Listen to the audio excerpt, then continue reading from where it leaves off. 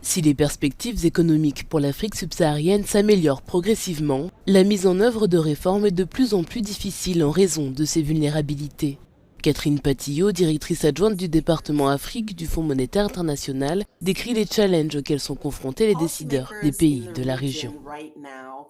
Les décideurs politiques de la région sont actuellement confrontés à un difficile exercice d'équilibre, car d'une part, ils doivent réduire les déséquilibres macroéconomiques. Il s'agit de ramener l'inflation à son niveau cible, de stabiliser les positions budgétaires et maintenir des réserves extérieures suffisantes.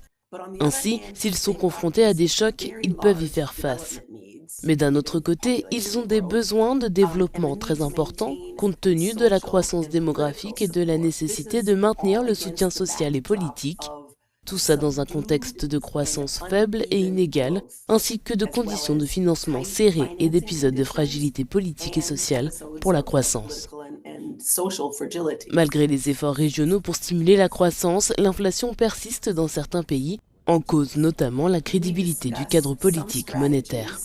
Nous discutons d'abord de certaines stratégies, bien sûr, la protection des populations vulnérables, et il y a une réelle marge de manœuvre pour améliorer les filets de sécurité.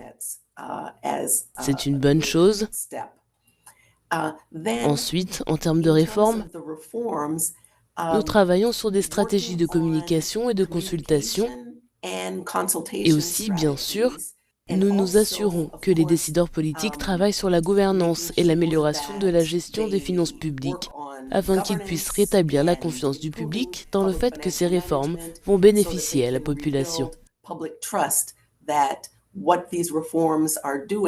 Les politiques doivent s'efforcer de réduire les vulnérabilités macroéconomiques tout en répondant aux besoins de développement et en veillant à ce que les réformes soient socialement et politiquement acceptables.